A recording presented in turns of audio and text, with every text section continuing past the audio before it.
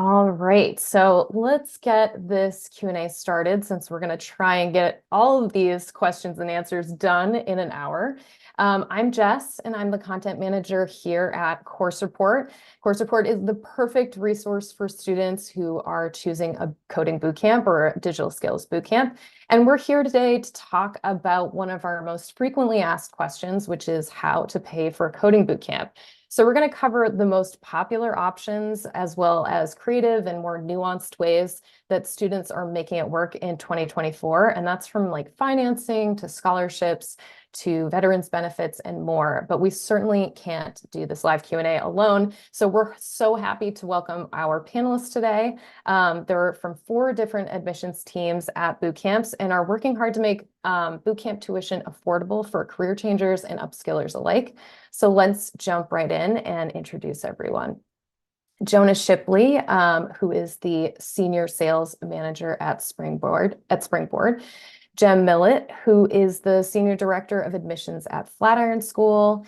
Patricia Idema, who is the Admissions and Enrollment Manager at Tech Elevator. And Amanit Jai Singhani, who is an admissions specialist at General Assembly. So as you can see, all of these panelists are answering questions every day from applicants about how to pay for their boot camp. So I'm really excited to hear their answers to the questions you all asked when you RSVP'd.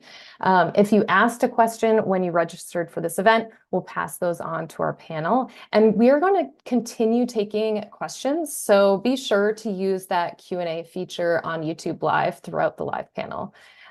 Just to get everyone thinking, you can tell us in the chat, where are you in the bootcamp research process? Are you already considering any of the boot camps that are here on this panel today?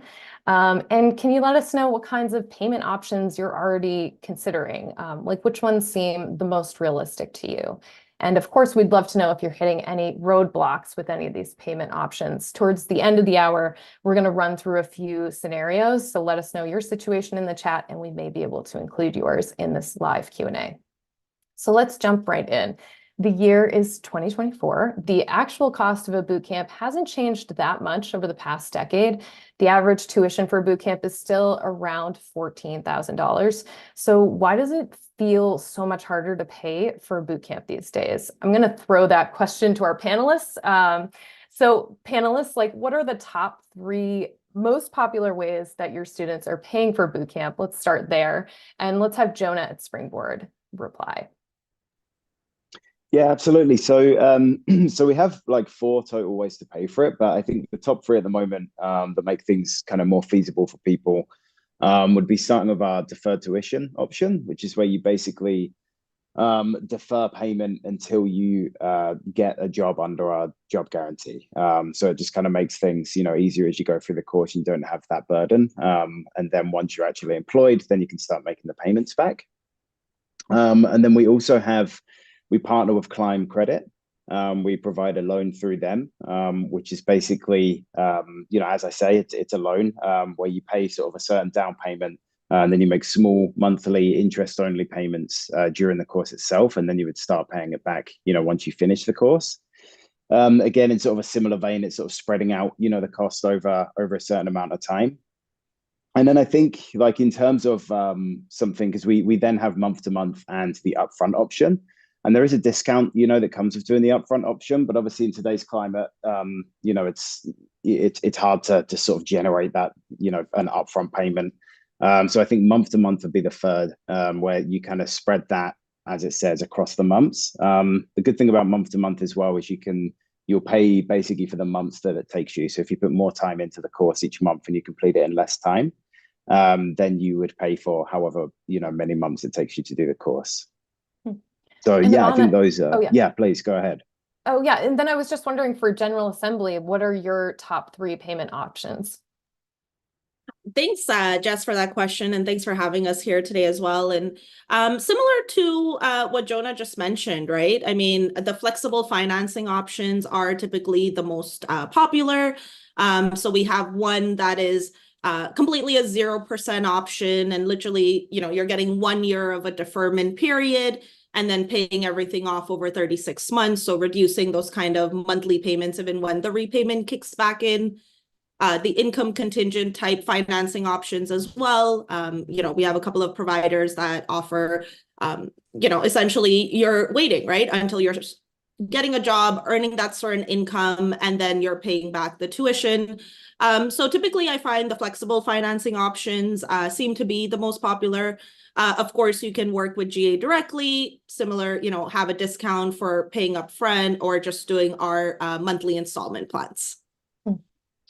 And Jem, what about Flatiron School? Yeah, we work with a couple of different providers, EdAid, Climb, and I think the most popular, we have a 0% interest. That's kind of like installment plan over time. We also have a deferred one where you're paying, after the course is completed, which tends to be something a lot of people gravitate towards. But we have traditional loans as well, and they have a lot of benefits, low payments, under 400, but allow you to pay off early to reduce your total interest paid. And we also have the ability to take living expenses in addition to the loan, which I find a lot of people who are kind of juggling working less in order to complete this, like to kind of add that to their loan so that they can buffer the cost of living that we're all facing these days. Yeah, that's super cool. And Patricia, what about at Tech Elevator? Hi, happy to answer this question. So we have a variety of funding options, but if I had to focus on our top three, number one is going to be that kind of paying out of pocket in installments as we go, particularly with our part-time program, that's 3 payments. And since students are still able to work while working on that program, they're just able to pay as they go. And that's pretty common. The second most popular method would be taking out that student loan. Our number one partner in that is Sallie Mae, which is a trusted, well-known name in student loans. And that does give that flexibility that Jem mentioned of borrowing cost of living expenses in addition to tuition. So that's really something that students are looking for lately. And then finally, our other most popular avenue that students are using is getting funding from partnership organizations. So something like Veterans Educational Benefits, Workforce Innovation Opportunity Act dollars, different government agencies that we have partnerships with. We have a lot of students who really take advantage of those. That's awesome.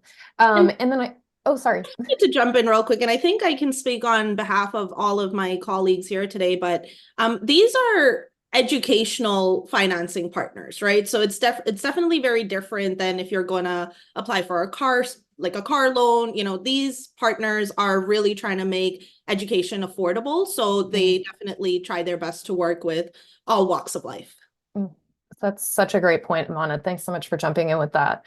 And I see in our chat here too, Jonah, Wyatt has a question for you about the month to month. And if you charge by the month on average, like if he was to finish the program in 3 months, would he only pay for 3 months?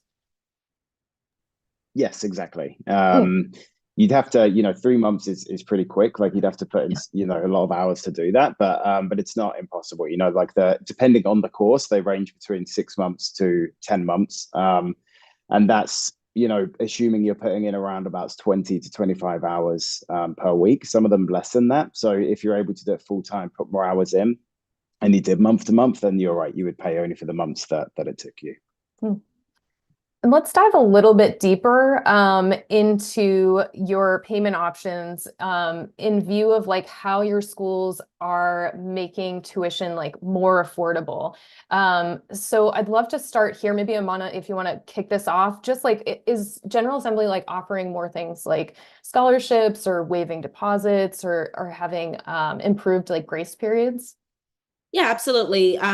First off, we're constantly advocating for our students. So that's how we even got this newest financing option that I just described, that 1-year deferment, completely 0%. But yes, we have a dedicated team constantly looking for scholarship opportunities. We're here to, of course, provide that education and try to save our strivers as much money as we can. I heard a few, of course, Veterans Affairs for any of our veterans, the WIAO. And like I said, there's a dedicated team just constantly looking to see what else is out there, what can we partner with, how can we make boot camps more affordable for our strivers. There are some opportunities where we can waive the deposit. It just depends on which sort of financing option we're looking at. And then in terms of the grace period, so, majority, except for paying General Assembly directly, the installments or pay in full, all the other options pretty much have you paying a $250 to a $500 deposit.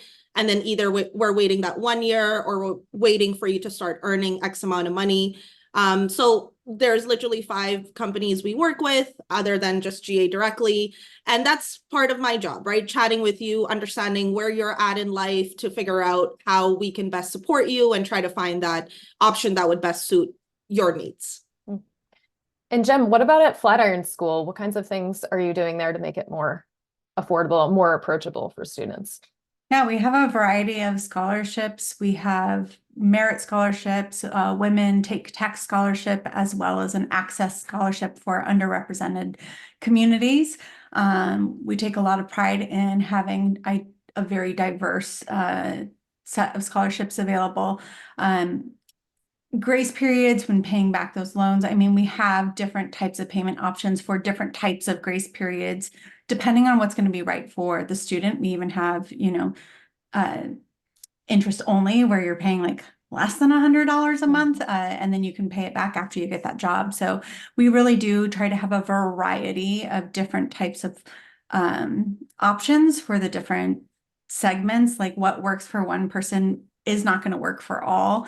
And so really for us, it's making sure that we have something that covers every walk of life that comes eager to learn. We're eager to work with them. And Patricia, you mentioned Sallie Mae loans. So of course, I think of college loans. Is it kind of similar with like grace periods for paying back the loan?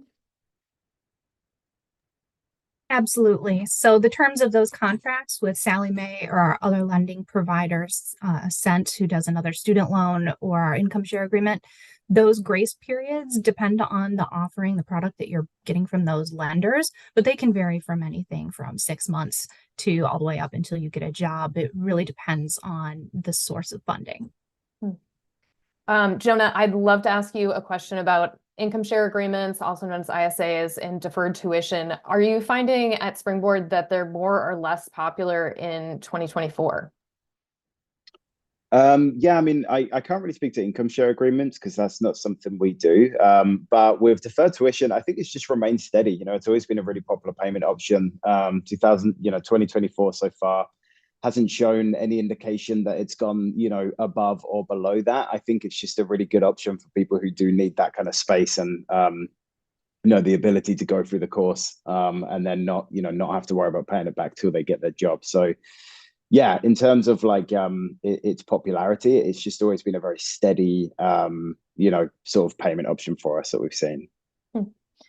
And Jem, are there certain red flags or anything to be cautious about before accepting an ISA? Yeah, I think if you're going to look at ISAs, you need to treat them very differently than loans. They are definitely a good fit for certain segment of students, but I think you need to slow down and not just think about, oh, I don't pay anything till I'm employed, but actually understand the length of time that you're paying, and it does not work. It's not the same vehicle as a loan. So you can't pay it early and pay less interest. It doesn't work that way. And we have seen what your total payment can work out to be, where a $20,000 boot camp ends up costing you $28,000, where you're getting into 40% interest rate. So I'm not saying that's the wrong product, but I think when you're comparing products, don't just go by the one short-term reason why you're attracted to it, and really think about the full concept of that vehicle, that payment vehicle, and its impact on you short-term and long-term when you're comparing all those different options. Awesome advice. That's great. And Patricia, how do you feel about the question that we see from readers, which is a boot camp still worth it in 2024? Sure. Yeah. What a loaded question. Considering the industry we work in. I think to start, taking a look at the industry, software developers in 2023, it's the #1 job outlook, and it's projected to continue to grow 25% through 2031. So there's still that industry that has demand. And I think that all of us here at Course Report and different boot camps as professionals, all that we can do is give the students the best information that we have, our insight into the market for developers, and help them make those decisions for themselves. My goal is to enable the students to decide whether a boot camp in general or Tech Elevator specifically is worth it to them to get to that next career goal. So we just covered the top 3 ways that students are paying for boot camps at these boot camps. I'd love to dive into like the creative or the more niche ways that you're seeing students covering tuition and living expenses. So Patricia, let's start with you. What are you seeing at Tech Elevator? Absolutely. Like I mentioned before, many of our students work with different partnerships, such as that workforce innovation opportunity, that WIOA grant money.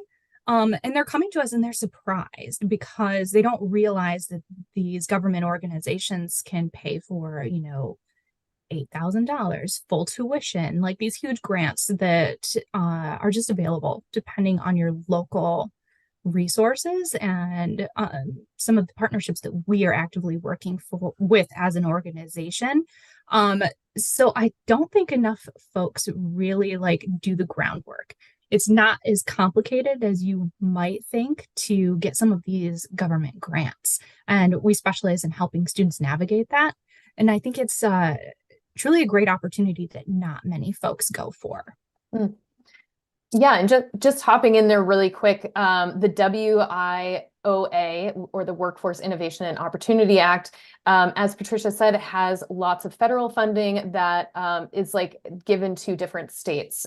So depending on the state you're in, there might be different grants available for upskilling or making a career change. You can definitely go to Course Report. I'll link to it in our future blog post about this live Q&A. We have an entire roundup of all of these grants, so you can definitely check it out. And then from General Assembly, Amana, what are these like more creative ways that you're seeing students covering tuition? Yeah, of course, these external partnerships, these government opportunities, the VA tends to provide a lot of funding to the veterans, whether that's a housing allowance, whether that's covering the course. So those are some things that we've talked about. Something else that I wanted to mention is, employer sponsorship. So we can help navigate that conversation with your employer. I mean, me personally, I've spoken to a couple of bosses in the past just to kind of explain the value as to what the student would be receiving through our program. Are there any other sort of opportunities within the organization that the student can pivot to, because of course employers would like to retain that employee. So those are a couple of different ways that, we can find, whether it's external funding, whether it's your employer, other than, of course, the financing options we spoke about earlier. So these would be a few ways to get a little bit more creative. And cannot stress it enough. We're here for you. We have your back, and we're just constantly trying to navigate this financing of boot camp. So, ask if there's something that you've heard of, mention it to us, and we can always, help navigate that conversation. Oh, I love that. That's so great. And Jem, what about at Flatiron School? Are you seeing creative or niche ways that students are paying for boot camps? Yeah, I know we just talked a little bit about, the WIOA, we have that, but I also want to say if in your state you don't have that, it could be under other terms such as trade adjustment assistance or TAA. We also see the vocational rehabilitation or the veteran readiness and employment terms as well. So really just looking for like tuition assistant grants in your state can unlock what it's called if it's not called the WIOA, because they have different ones. I also have, lots of employer sponsors. You kind of have to advocate how it's going to help in your current role. And then we've had everything from family members with trusts to, someone who had the education tax-free plan, and then they end up paying out of that. There's quite a few different ways. I think more than anything, it's about really prioritizing it and figuring out how to make that priority work. But there's a lot of different things out there, but I bet we all kind of are surfacing around the same things together.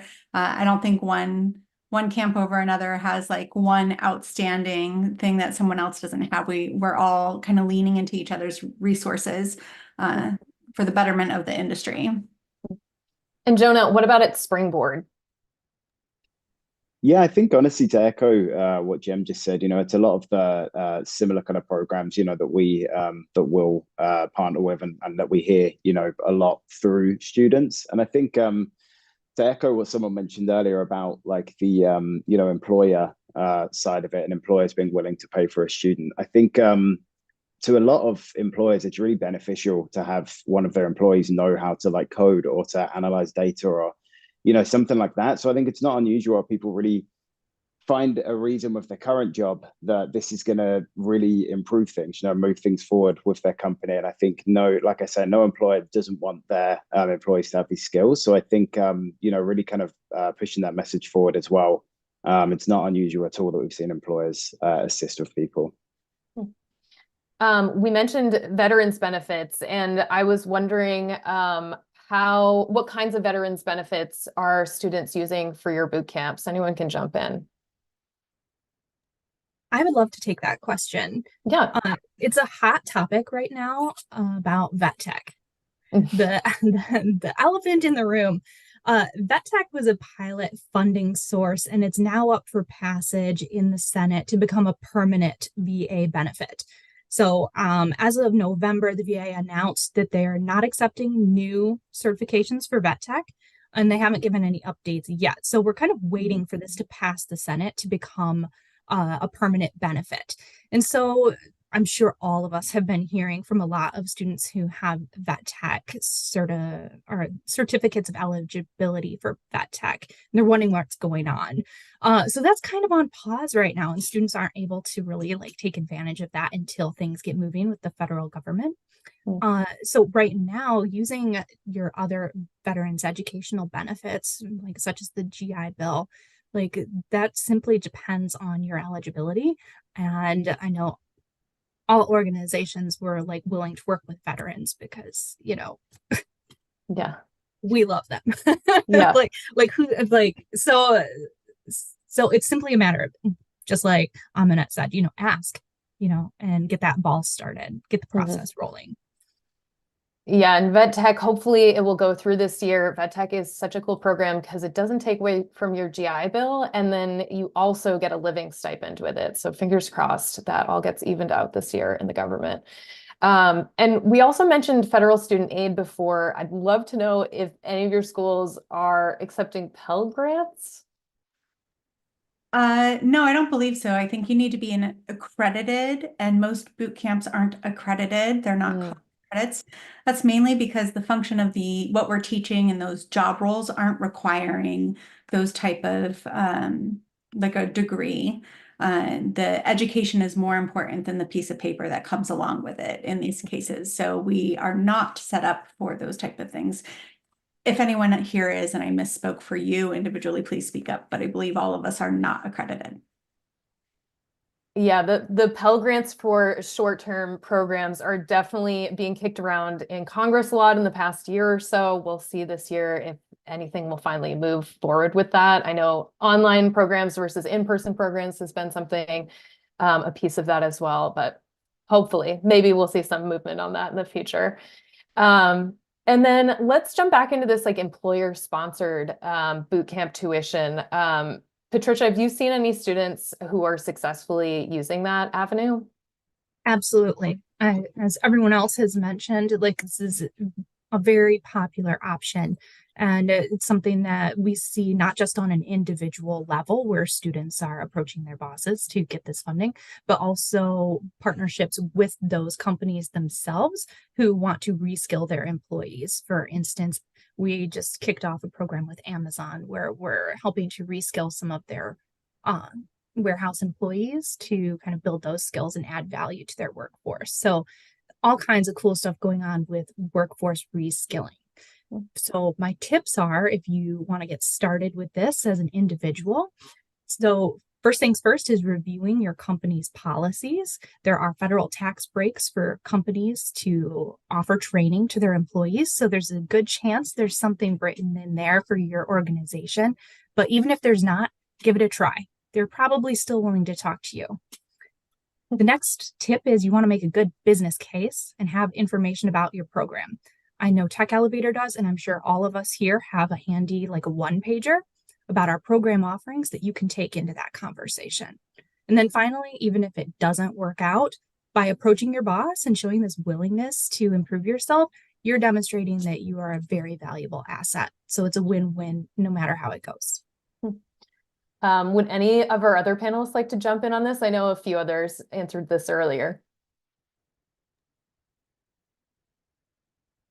I think, if you're lucky enough to work for somewhere that has it as part of their program, definitely take advantage of it during those times. But, talking to an admissions advisor or a representative about, the possibility of pitching this to an employer. Be prepared also that it may be once you pass, they'll refund. They have different agreements, but an admissions advisor can really help you break down how that curriculum can apply to future roles where you're working, as well as like what you're currently doing, and really how you can bring those skills into the office, no matter what size of company you're at. It does not need to just be like a big company like an Amazon or a Walmart, but it can also be, smaller startups, and that you can wear more hats and kind of help in different ways. So I would just suggest connecting with an admissions representative to explore those opportunities. And I'm just thinking now too, with the employer-sponsored tuitions, do you see those incoming students, they're already on some kind of like tech team or tech adjacent kind of team? Or can someone who's maybe an office manager who works at some kind of company use that? I'm seeing a lot of nods of yes. Yeah. Yeah, for sure. Like you don't have to start in tech to get into tech, and anything that you're picking up is a value add. Like even if your job is, coding adjacent, having that knowledge is going to make you a much better project manager or much better working with your technical teams. Like the skills are just really universal, and you don't have to just necessarily be in your company's tech team to elevate yourself, so to speak.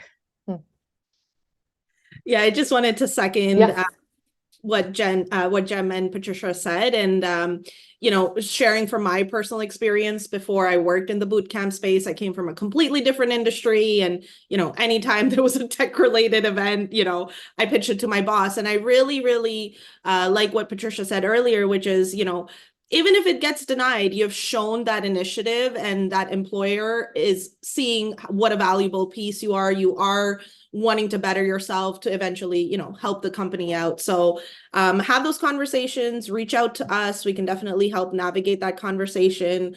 And yeah, repeating it again, but if you don't ask, you won't know. Yeah, I love that. We've talked a little bit about scholarships, but I'd really like to deep dive into that right now. So I know some of you have already mentioned them, but Jonah, let's start with you. Can you just chat or talk about the scholarships that are available at Springboard right now?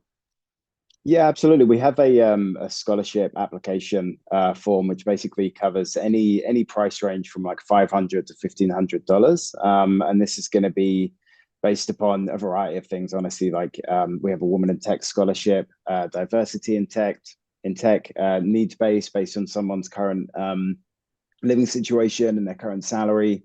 We have the dual option as well, where if you're eligible for multiple, you can combine them if that's approved. But it all starts with our sort of application for the scholarships. And then from there, through answering the questions, we can come back to you on the ones that you're eligible for. So it's pretty simple, to be honest with you. It's a pretty streamlined process. And for General Assembly, Amana, what do you have there? Very similar offerings, definitely the women in tech. We have another needs-based and similar kind of application. You when completing your regular school program application, there's a few questions in there. And I know our entire team is just very quick to like assess, okay, you're eligible, mention it. And of course, it's such a amazing time when you get to tell someone they'll be saving some money. Of course, we can double down as well on certain, as long as the eligibility is there. So the big one that a lot of individuals are using is the Women in Tech Scholarship. And at Flatiron School, Jem, what kinds of scholarships? I know you mentioned some earlier. Yeah, we have Women in Tech. We also have Access, which really is a wide range, anywhere from low income to LGBTQIA to, Black or any minority group, really. It's really to increase access into a more diverse pool into tech. That's the intention here, is really creating some equity for them. Additionally, we have a merit scholarship. So we have a test you need to take prior to even doing pre-work.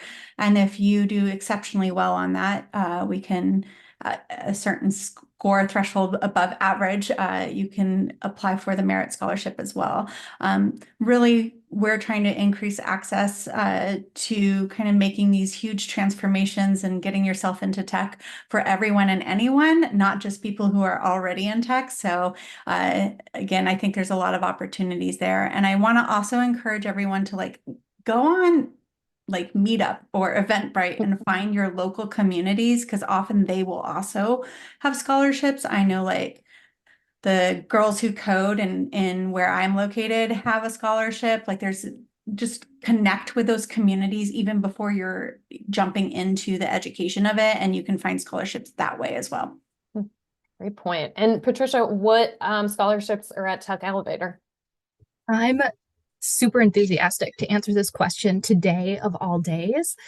So since 2020, we have invested over $1.4 million into our Represent Tech scholarship, which is providing opportunity for those who are historically underrepresented. That's transgender, non-binary women, as well as Black, African American, Latina, and Native Americans. And just today, we're celebrating our 100th Represent Tech recipient landing their job in technology. So Nice. It's kind of an exciting time. That's awesome. Congrats. I know a bunch of our viewers and readers at Course Report are always wondering about bundling. So I'm going to open this up to the whole panel.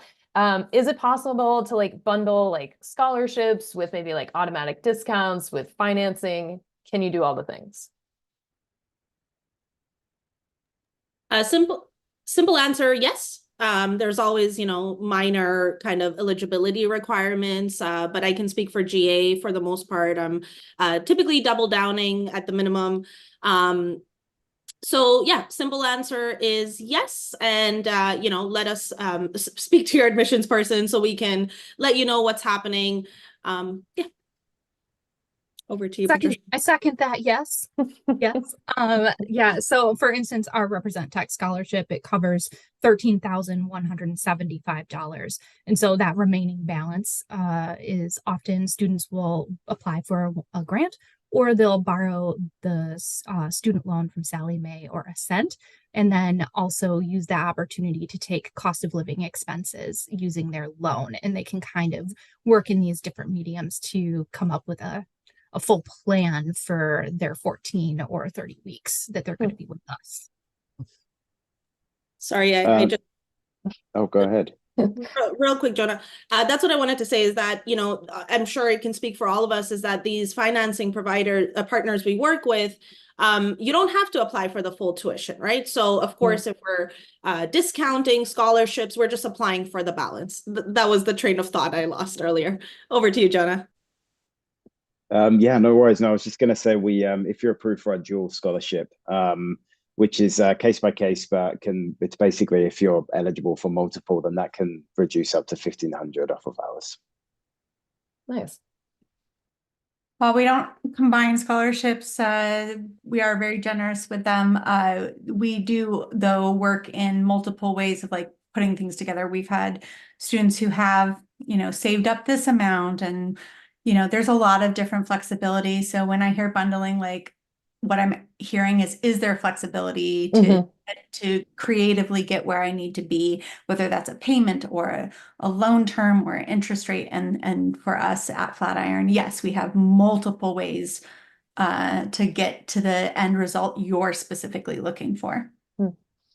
And I know scholarships can be pretty competitive. So I'm wondering, how long does it take for someone to know if they have landed a scholarship? Like, should anyone who's thinking about going for a scholarship at your school kind of adjust their timeline to thinking about like, oh, I need to add like another 3 weeks to this admissions process? I can speak for Flatiron. If it's an internal Flatiron scholarship, it's within a business day, as long as they've already interviewed. They have not filled out the application and had the interview. Those steps need to happen before the scholarship approval process happens, because that conversation and everything that they go through is part of that decision making. If it's for external scholarships or other programs that we've talked about, it really is dependent on those individual programs. So something worth communicating. I know for us, some of like the WIOAs, it can take up to 90 days. So you may have to like buffer when you're going to actually start for when those funds are fully available. 100% everything that Jem said, especially working with those outside funding partners. You can't control that. Our scholarship here is actually assessed quarterly. And so that does kind of play into when you're looking to get started. So you need to consider that both for our internal scholarship and then working with some of those government agencies. It can be kind of a longer tail end of things. I think that it's also worth pointing out that in addition to timing, like looking at scholarships or grant opportunities, you also have to put yourself in a framework of what's my backup plan. If this scholarship doesn't come through for me, since it is competitive, or if I'm not eligible for these grants, do I have a backup plan?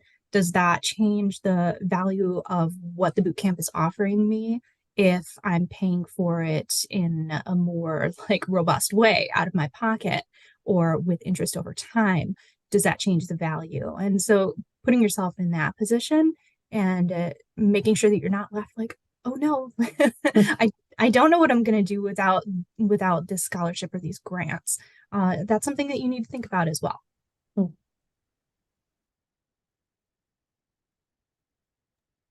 Yeah, nothing really, just in agreement, internal around that one business day. Again, we're trying to make this as seamless as possible. So it's not some extensive sort of application form that you're completing.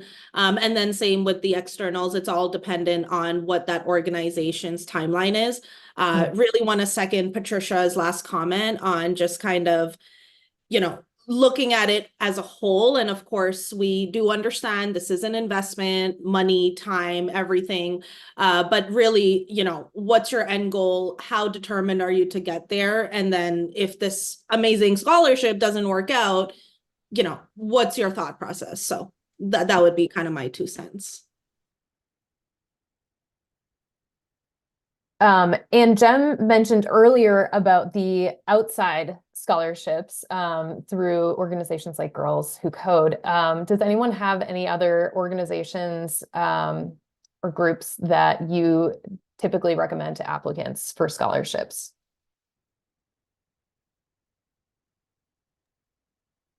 I can reference some organizations that we have worked with in the past, and totally think that going the grassroots approach and reaching out in your community, not just to tech groups, but maybe individual organizations that you're a member of, in your ethnic group or your religious community. For instance, Tech Elevator has Hebrew free loan available at our different campuses. That's not an external scholarship or anything, but it's not just tech organizations that might have a scholarship you can use.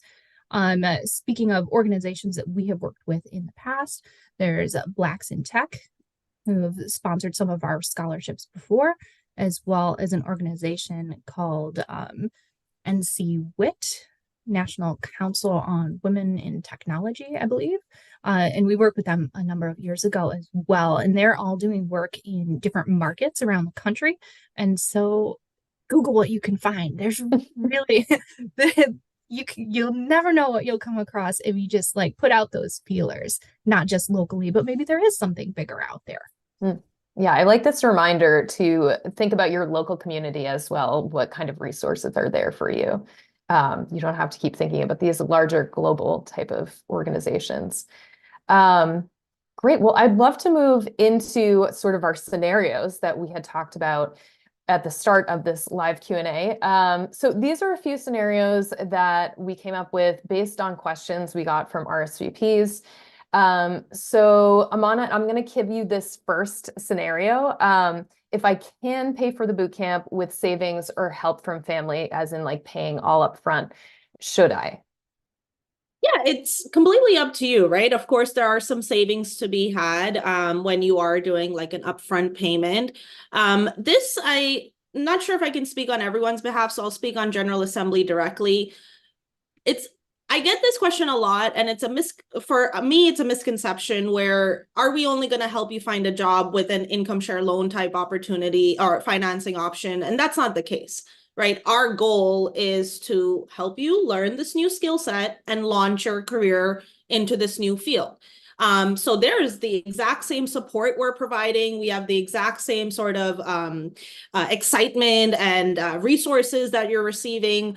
So really, it just comes down to a personal preference. If you'd like those savings and some people don't like a loan, or even if it's a 0%, they just have that thing against loans, and that's perfectly fine. If you are blessed enough to have that money or the family support, you can definitely do that.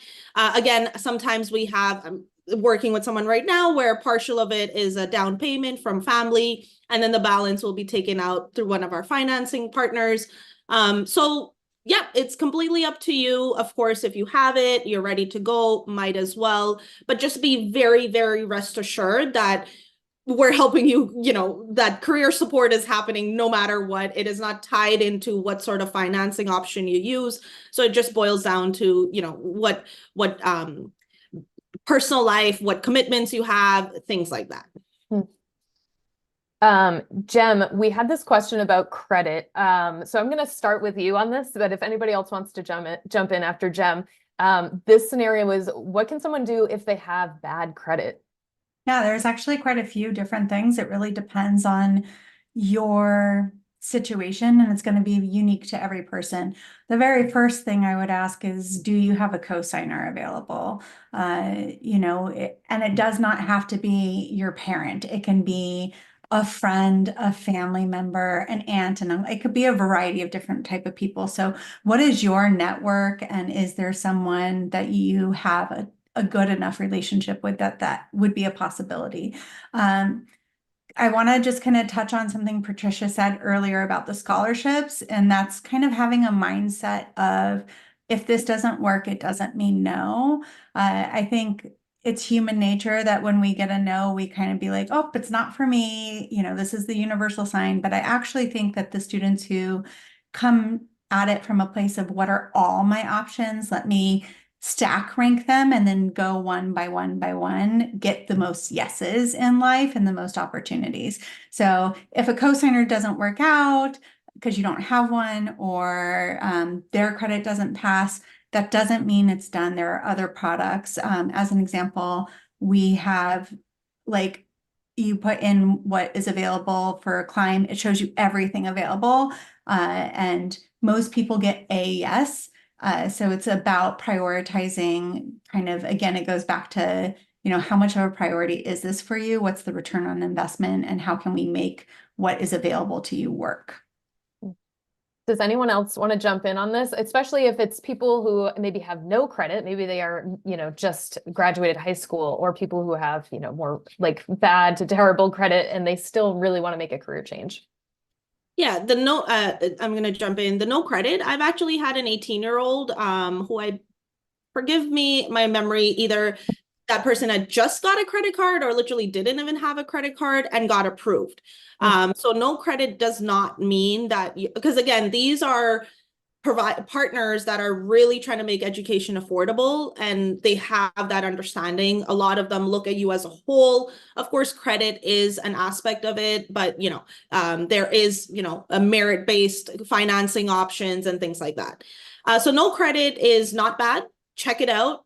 Climb, we've all spoken about Climb. They do a soft credit check, so it takes 5 minutes and no damage is being done to your credit, right? So that's 5 minutes out of your day. And then the other one may not be like the answer some people might want to hear, but start working on your credit. I had a very, very diligent student. It literally was 1 year to the date, January 11, 2023 to January 11, 2024 is when she messaged me and saying, hey, I just got approved to Climb, right? She had exhausted the co-signer option. She had exhausted every single option. And I'm not a financial advisor, but I have curated some, Googleable kind of credit repair companies. And she started working on her credit, right? And 1 year, I understand that if it may not be the answer that someone was looking for, but it is not a no. It's just a longer pathway. And I'm sure all of us have great resources. So, while she worked on her credit, she kept practicing coding, and that only made her stronger for when she was actually able to enroll. So I call it, it's just a longer term plan. We're still here. We're not going anywhere. And let's work together and get you in that point where you can find some financing options that work for you. I love that. Patricia or Jonah, do you want to weigh in on this?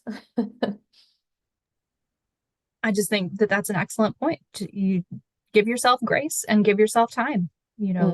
This is not the only answer. This is not the only time. I have nothing to add. That was beautiful. Yeah, same. Yeah. You guys covered it perfectly. So one of our other scenarios, I'm going to kick this one to Jonah. Which option should I choose if I'm nervous about getting a job right after graduation from boot camp? I don't think the payment option impacts that, to be honest. I think like looking sort of from a bird's eye view, I mean, the way we kind of help with employment isn't that we have, a job waiting there for you at the end of a specific company. It's almost more like a money back guarantee, where if you don't get employed within 6 months of finishing the course, then you'll get you won't have to pay for the course, basically. So it's more about what we do to kind of help you get that employment, which is sessions throughout the course and for 6 months after, without charge, with career coaches, so one-on-one career coaching. And this isn't like, a dusty old room in a university or something. These are real experts. They've been at senior roles in companies. They've previously coached professionals to land new roles. So I think it's more, that maintains regardless. So I think it's more about finding the payment option that works best for you. Like, I always think of it as, do you want to pay more upfront but less overall? In which case, upfront and month to month is probably the best option. But if you are in a situation where it's going to be better for you to maybe pay like somewhat more overall, but stretch it over, X amount of months, than maybe like the loan or deferred tuition. But to be nervous about employment is normal, but that's where we kind of have the money back guarantee, just to sort of ease people's nerves with that. Yeah, I love that. Let's talk a little bit about who applicants are talking to when they're just starting this process. So, what does that look like, sort of those first initial conversations that applicants may have with the admissions team? Let's start with Jem. Yeah, so initially you'll be talking to kind of someone who is really just there to coordinate the conversation. If you haven't applied, they're going to answer whatever like absolute questions you need answered in order to know that you want to apply. But really your first step is to fill out that application, and then a team member will call you to schedule your interview. We want it to be a robust amount of time so that you can really make sure we're a good fit for you, and we can make sure you're a good fit for us. We really want to set you up for success in that. And then in that interview, you'll go over kind of the full steps of everything, but you're working with that person all the way through until your, prep course, and then You work with an onboarding rep who's going to really make sure that you're getting all the support you need with technical coaches and, coaching you and helping you find resources while you're going through that pre-work. That has to be finished before day one. And then, I'm pretty sure we all have similar requirements like enrollment agreements and financing clearance, those type of things before day one. And Patricia, what does it look like at Tech Elevator? Sure. So any activity that you get started with Tech Elevator, whether that's taking our mini aptitude test or submitting an application, or even if you just want to speak with admissions, the person that you're talking to is well-versed in financing information right at the front end. As you're moving through the admissions process, you'll be talking with your interviewer as you're, assessing whether we're a good fit, like Jem said, mutual fit. Your interviewer will have a better understanding of like kind of the day-to-day and your student experience. And then for the really like in-depth financial conversations about your specific journey, your specific needs, where you need to get to, that's going to be a little later in the admissions process, talking to one of our financing specialists, especially about the time that you're deciding to accept an offer of enrollment. That's when we'll really start having those more in-depth conversations about you personally. And Jonah, at Springboard, what does that process, that admissions kind of look like?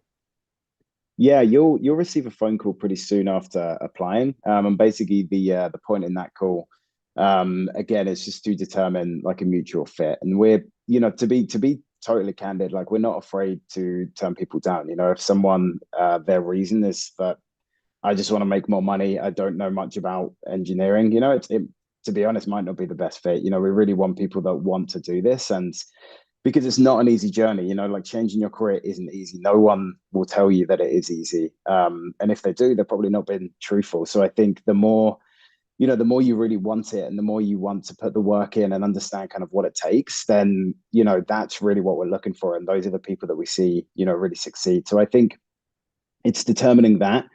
It's also ensuring that, like, if you are a really dedicated person, you've done your research and everything, making sure that, we can give you what you're looking for. So you'll hear like a rundown of the course, the hours to expect, the kind of goal for you throughout the course. And then, yeah, through the finances as well. We do definitely like, you'll understand what options there are and what's available. And there's, if you specifically ask for more guidance on that, and we can give you that, but we do also kind of believe that that is sort of an area that you should focus on and determine like what's best for you with the information that we give. So, so yeah, that's kind of what our process looks like. And Aman, at General Assembly, what do these sort of early financial conversations look like? Yeah, so mixed mosh of everyone. So it starts with, you requesting for information or filling out an application. And then you're jumping on a call with someone like myself, an admission specialist, pretty quick, probably the same day. And really, I call it a getting to know each other, right? I'm trying to get to know you, like Jonah said, right? This is, sure, it's doable and it is beginner friendly, but it's intense. And let's be honest about it. You're learning a brand new skill set in a short period of time. And we really want to make sure that, everything has been thought about. Like, are you a single mom? Well, who's taking care of the kids, right? When you have class and things like that. So it's a getting to know each other call. You're getting to know us. We're getting to know you. And really, we're trying to get all of those kind of questions answered to really make sure this is what you want to commit to, this is what you want to pursue. Then we move into sort of that admissions task and meeting us for your interview. And then, of course, we go into the regular kind of paperwork, enrollment agreement. And then you are introduced to your onboarding specialist. So again, this individual is there to just make sure all of your tech is all set up, pre-work is on track, support during pre-work, and getting you ready to succeed in that first day of class where, of course, the instructors and student support will take over. I love that. I feel like the overarching thing that I'm hearing is that it's not a scary process. It's very personable, very approachable. You're not just kind of like dealing with a robot. You're actually talking to people who are very compassionate. So that's wonderful because, of course, any financial conversation can just be really tough. It can be really scary. So it's great that there's a friendly face on the other side of that conversation for you. Sorry, Patricia, did you want to add something? Yeah, I was just basically going to say what you said. Yeah,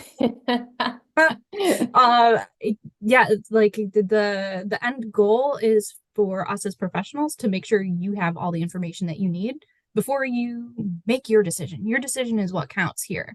And it's not scary. That is literally our job, is to equip you for that choice. So please talk to us. Yeah, not scary people. You definitely want to talk to them. I feel like that's a perfect place to wrap up our live Q&A. Many thanks to our excellent expert panelists here for sharing their insights and their tips on how to make a coding bootcamp or digital skills bootcamp tuition affordable for you in 2024. I certainly feel like I'm leaving this conversation with the sense that no matter where you're starting from, paying for a bootcamp can be totally doable. All you need to do is reach out to these wonderful people on these teams. So we're going to be posting a transcript of this live Q&A on the Course Report blog with an accompanying one-sheeter infographic of funding options that we heard today, as well as more info about Tech Elevator, Flatiron School, General Assembly, and Springboard, just in case you're interested in applying to any of their boot camps in the future. And thank you so much, everyone, for tuning in today. We will definitely see you again on our next Q&A. Thank you so much. Thank you. Thank you.